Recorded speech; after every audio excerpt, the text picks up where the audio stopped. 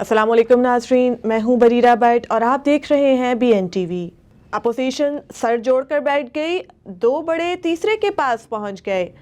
فضل الرحمان اور زرداری کی شہباز شریف کی رہائش گاہ پر بیٹھک۔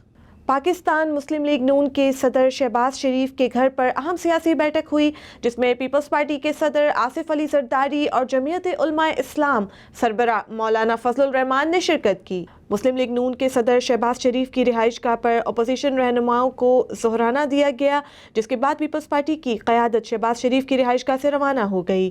پیپلز پارٹی کے چیئرمین آصف علی زرداری وفد کے ہمراہ روانہ ہوئے۔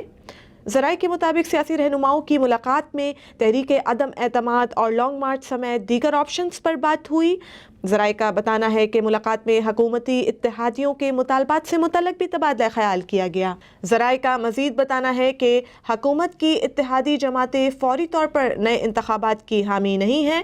پیپلز پارٹی بھی حکومتی اتحادی جماعتوں کے موقف کی حامی ہے، جبکہ مسلم لیگ نون مولانا فضل الرحمان اور PDM فوری انتخابات کی حامی ہیں۔ دوسری جانب ذرائع کے مطابق اپوزیشن جماعتوں نے 24 حکومتی ممبران کی حمایت حاصل کرنے کا دعویٰ کیا ہے، جن میں نون لیگ اور پیپلز پارٹی نے 6 اور جبکہ JUI نے 2 ممبران کی حمایت کا دعویٰ کیا ہے۔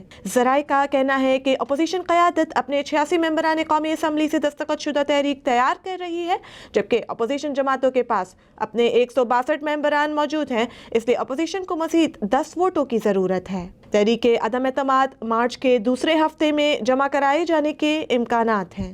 اب تک کے لیے اتنا ہی۔ مزید خبروں سے جڑے رہنے کے لیے دیکھتے رہیے BN TV۔